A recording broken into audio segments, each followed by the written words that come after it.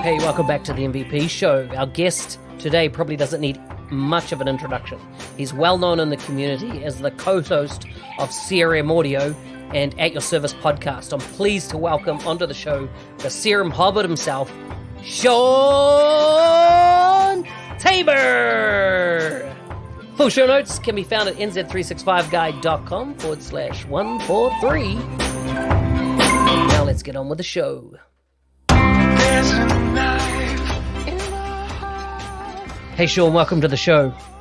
Thanks for having me, Mark. I've been looking forward to it. Mate, as a podcaster extraordinaire yourself, it's great to have you on the show. We're going to discuss everything about your journey to becoming an MVP and why you'd recommend it and things like that. Does that sound okay? That sounds fantastic. Cool, man. Before we get underway, where do you come from? Originally or just now? No, kind of like originally. Where was your where do you call home? Okay. Well, I grew up outside of Chicago and moved to Florida when I graduated high school. The parents said they would pay for college. Quickly realized how expensive that was, and I was out of the tuition deal after about 3 months. So I just stayed in Florida and finished my degree. So where are you now?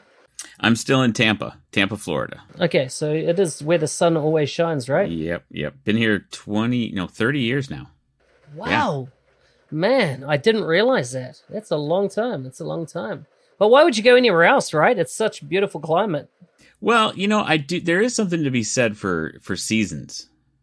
I do like the fall in the Midwest, but I don't like the dreary grayness of winter. So, yeah.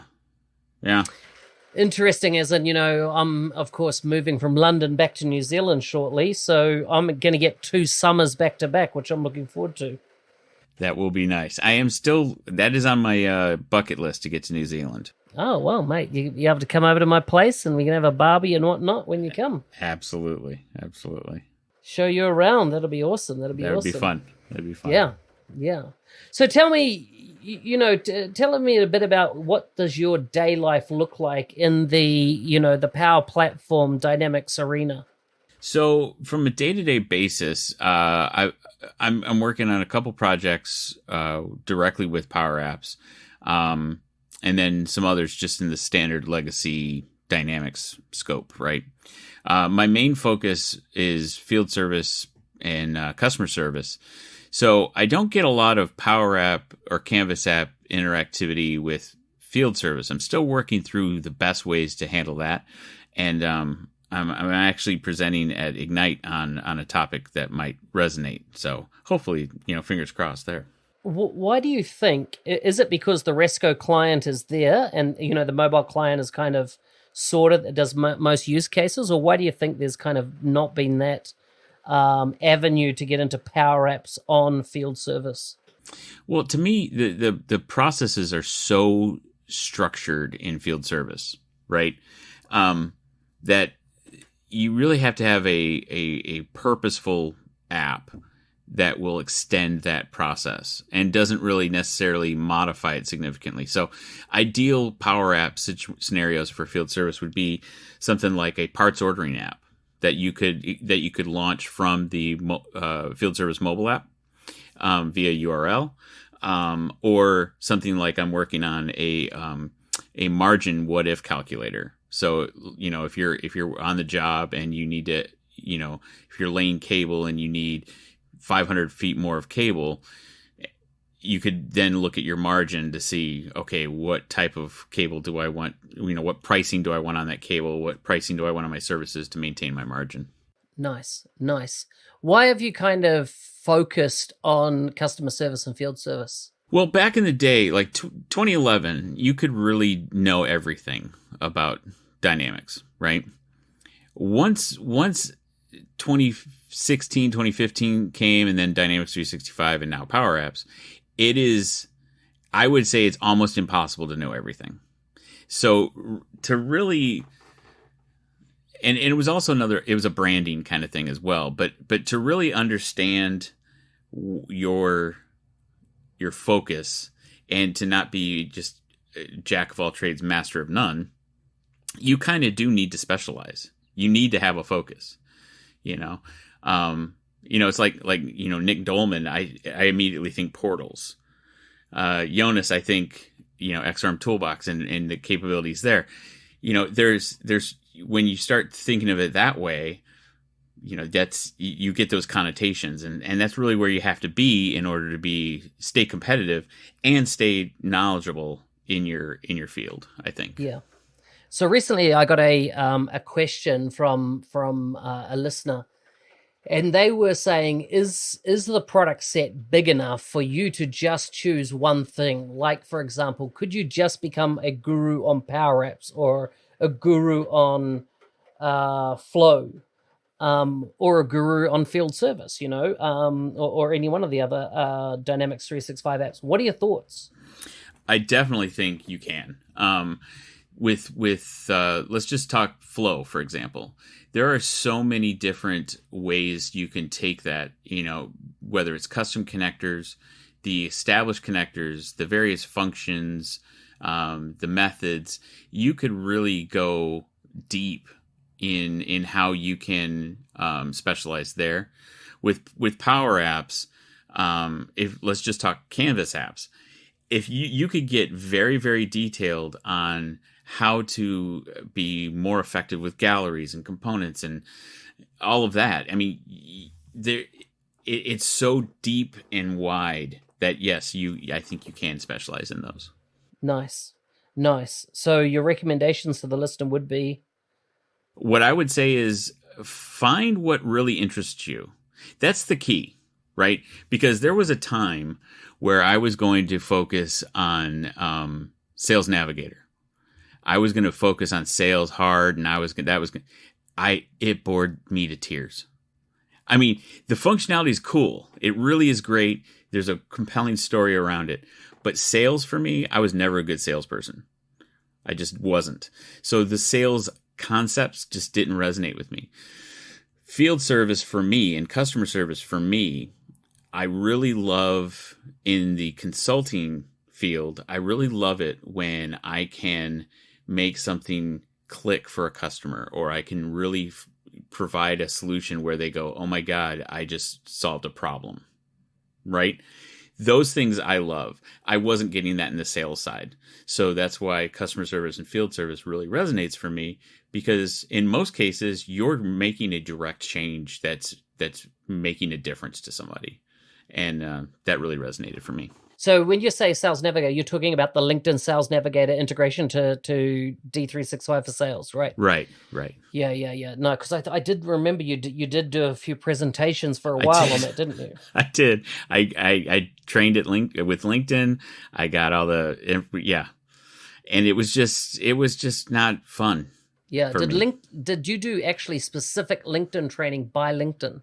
Yes. Wow, I didn't know you could get that. Yeah, I did. I'm on my LinkedIn profile. I'm a certified Sales Navigator trainer. So yeah, but it wasn't. I didn't enjoy it because it was the same. It was kind of the same thing, Whereas with field service, I could talk to anybody about field service and make it resonate. Whether it's a company, a manufacturing firm that is producing their own equipment, and talk to them about how predictive maintenance can really improve their product creation process and reduce their costs on the service side. Or I could talk to a mom and pop and say, let's talk about, when you call someone to do a preventive maintenance on your air conditioner. Same thing. But, it's the same tool, but different scenarios, right? And then when you start talking about IoT and all the connected devices, I mean, I'm getting goosebumps right now. I'm not lying. It gets very exciting. So tell us a bit about, have you touched the whole IoT stuff much? Not the mixed chips and stuff like that, but actually on customer, you don't need to mention who they are, but like practical IoT integration to field service? We have gotten very close in my implementations, and then I typically handed that over to the technical side. But In a design concept, yeah. Being able to set up their products to where we're collecting data from those connected devices, and the technician's able to read that information prior to going on site, seeing what's wrong, and being able to make some adjustments, whether it's in parts orders or service requests, before they even get on site. And then I had a customer where their ability to have connection to the internet was very limited because where they're doing their service is below the ground, right? So being able to connect directly to a device, pull telemetry into the system, and then push that back once you get on connectivity is a really cool way to handle that in that scenario. So it's very powerful. I want to do more with it. I haven't done enough to my liking, but there's a ton of capability there, just a ton. Yeah. So let's say, you're a lift manufacturer. You got these 10 lifts inside a building that go up and down, and you have IoT devices on everything from the ropes to the hydraulics to the motor, and you can tell when, based on the data, if you're like a failure is potentially going to happen. It might say, okay, in the next 300 hours we're expecting a failure. We recommend you replace XYZ part. In that scenario, in field service, what do you call what gets created for somebody to go and do and replace that part? So in that kind of scenario, when your telemetry is telling you that a predictive maintenance event is needed, what typically will happen is we'll generate a work order to have a technician dispatched to triage the issue before it breaks. Okay, and so in those scenarios, a work order's traditionally, or most often in the work you've done, are they generated by, let's say, an IoT device triggers that? An event. An event, and then that event automatically matches it to a work order type that gets generated? So basically through the IoT event, you're going to have thresholds, and based on that threshold, when that IoT event threshold is triggered, then that is going to trigger an IoT event linked to an incident type, which will trigger the work order. Yeah. So do you currently see it where that's fully automated end to end? In other words, there's the first sign of human interaction is someone going out to replace the part, as in it's auto scheduled. It fits all those parameters. Have you seen it end to end where it's 100% from an IoT trigger to somebody arriving on site at the set time to replace the part, fully automated? Fully automated to where the work order is generated, but then the scheduling has to take place, right? So there is a dispatcher involvement in the middle, because I haven't had a customer. You can, but typically, in my experience, I haven't had customers that have customers of their own who are typically where that work orders, that service location is, right? It's not a situation of my customer that I'm building the system for has all the ability of the scheduling within their own house, right? You're scheduling a work order to a service location of their customer, so an extended customer of mine, right? It's at that point you have to make some kind of connection with that customer to say, we got an issue. We see an issue in there. We want to send someone out. This is when we're wanting to do that. Is that acceptable? Now, the other ways that I've seen it is you can have those work orders display on a portal, and then a notification is sent to the customer that a pending work order is on their portal, and then they can go in and confirm it that way. That's still interaction, but it's more automated than with a phone call. Yeah. So let me give you a scenario and tell me what you think of it. So imagine, if you would, a telecommunication company that has a big infrastructure footprint, spanning miles and miles of countryside, and whether they be cellular towers, mobile towers, what do you call them in America? Cell towers or mobile towers? Yeah, cell towers. Cell towers. Mm-hmm. Okay, so what happens is that a cyclone goes through, and this telecommunication company has a a range of, commercial drone operators that fly the damage zone. They do a full 3D scan of a cell tower, and off that 3D scan automatically generate work orders based on the damage that's been incurred, but no human on site at that point. So this is assessing physical damage. Could be as simple as something like it needs a new paint job, to more complex like, 5 antennas got broken off and these are the exact parts, model numbers, etc. Then it automatically creating a work order that is signed to a third-party contract company. So, this is what I'm saying, bypassing the schedule operator, because it's not going to be scheduled from your company. It's assigned to a third party to automatically go out, and then their system can kind of, do the break fix as required. So we had something similar with where you have subcontractors, and but typically it theoretically can be done, right? The issue is always that human element of being able to say, yes, we're going to accept that. That's typically where we run into the issue. But if you have a structure with that subcontractor to where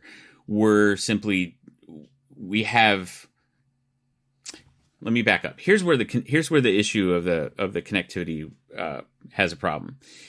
It's in the availability of the resource.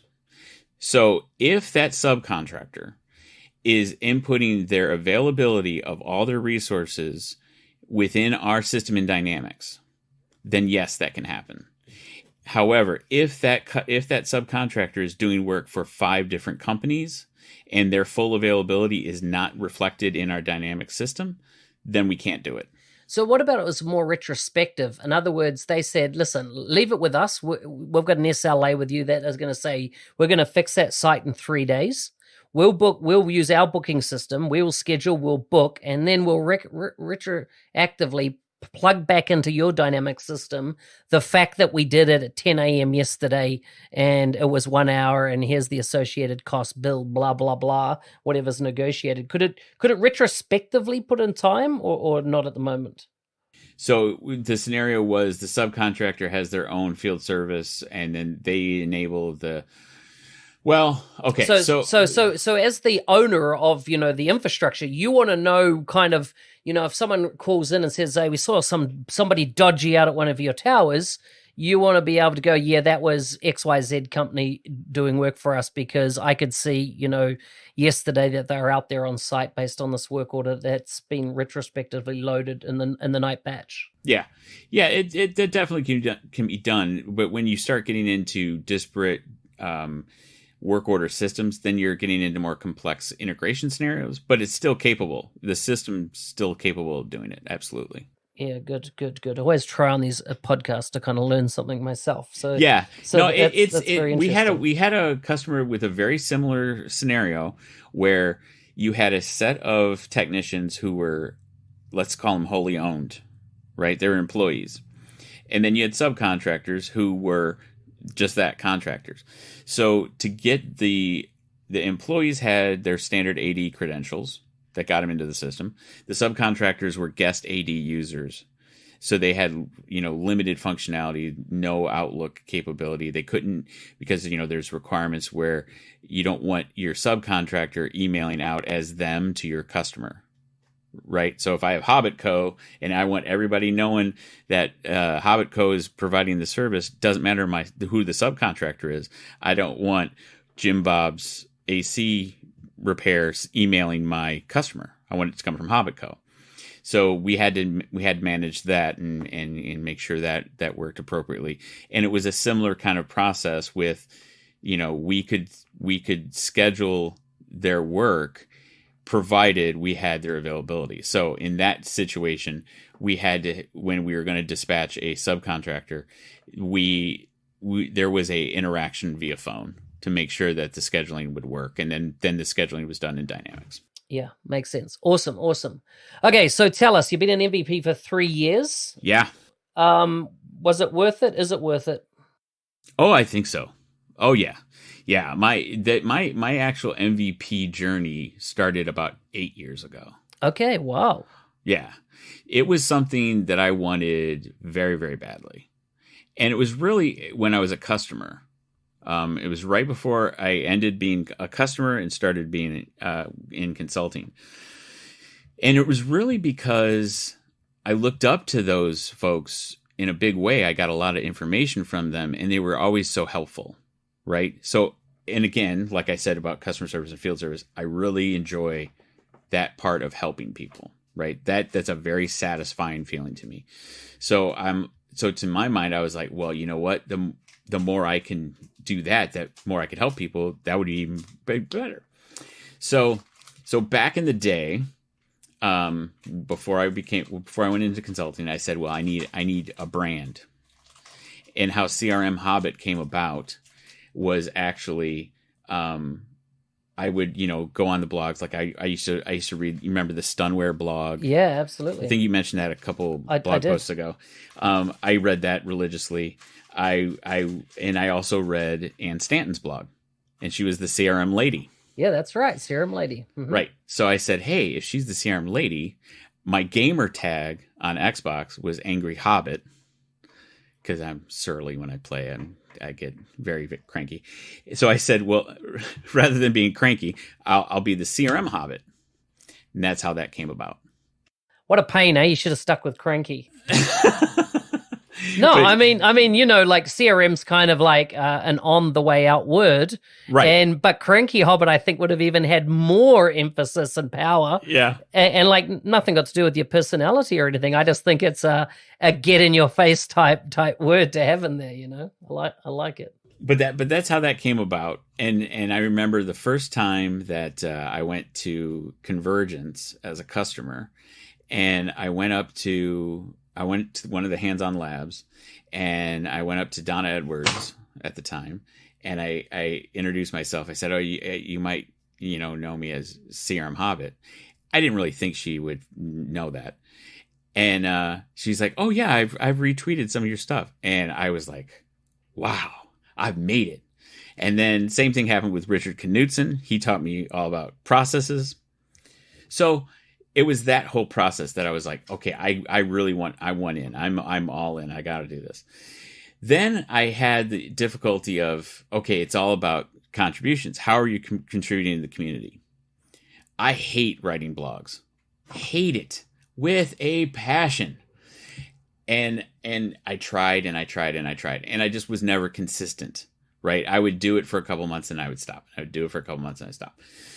So it wasn't until when I'm working at Hitachi, and we had purchased, we merged with Customer Effective, and Joel Lindstrom became my what was he, my mentor or was he my boss? I think he was my mentor. Yeah, he was my mentor at Hitachi. And I said, I really want MVP. None of my mentors are helping me be MVP. He goes, okay. And then that's partly how CRM Audio came about. He got with George, and it was me, him, and George. And that medium really was like, I'm like, I love this. I can do this all day long. This is fantastic. And it opens up to so many different possibilities that you can't necessarily do with a blog post easily. 100%. Yeah. And then that really helped. That really helped. So, mate, that is so cool. That is so cool. And so you really feel it was the Serum .audio that really boosted you into getting into your MVP? Oh, I think so. I really do. I owe Joel so much. I really do. I feel that. Yeah, and then once that network, or once the podcast happened, then I really started meeting folks like you, like Gus, like Leon, all these folks, right? And it just started extending it more and more. So then from that, I was able to do more and more different types of things, right? And then it wasn't just the podcast, but the podcast is definitely an entryway in. And it comes back to, it doesn't matter the method that you contribute. To my mind, it really doesn't. For me, the podcast allowed me to really show my passion. Like, I got really passionate about podcasting. I love it. It's fun. So it enables me to be passionate about the things I'm talking about on a medium I'm passionate about. That's the key. So because I have mentees that I'm like, I can help you if you're interested in doing podcasting. And they're like, ugh, no. So I'm like, okay, well, let's find what is, speaks to you. And once we find that, whether it's videos, whether it's blogs, whether it's forums, I have some, the thing with forums, I tried that when I first started pursuing MVP. I would want to make sure I'm right. So it's not an opinion. So I would go do my research and I'd come back to my question and 5 people would have answered. So I'm like, well, damn it. What's the hell's the point? So yeah, it's all about passion. Where's your passion? What gets you passionate? And then hone in on it, focus on it. I like it. Well, time has flown and we're already at the time limit. So let's entertain ourselves with some quickfire questions. Done. Here's the first one. If you could write a book, what would it be about? Star Wars. Nice. What's something you disagree with about the way you were raised? Wow. I don't really know. I can't think of them. I had a pretty good childhood. Wow, I just stumped Shawn Tabor. Yeah, you did. Okay. Yeah, you did.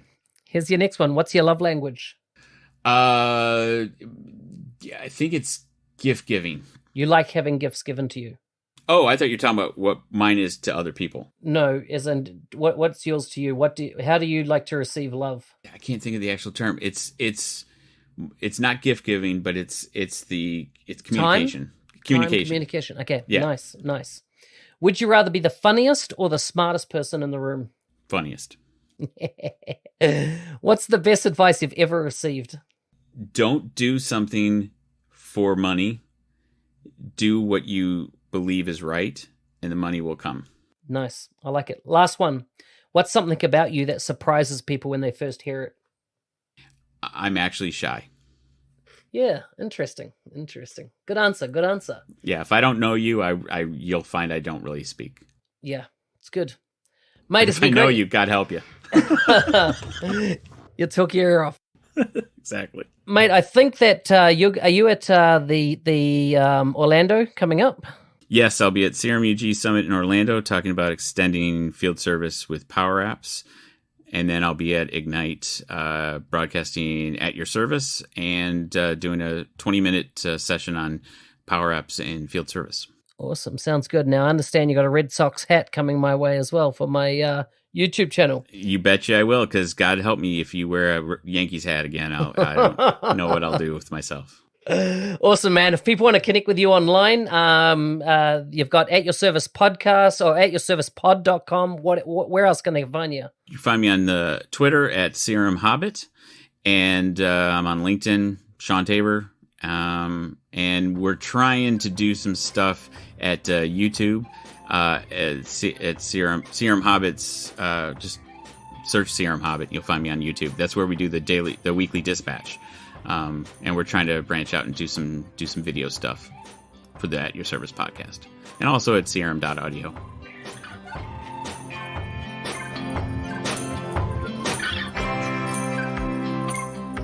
Hey, thanks for listening. I hope you enjoyed the episode.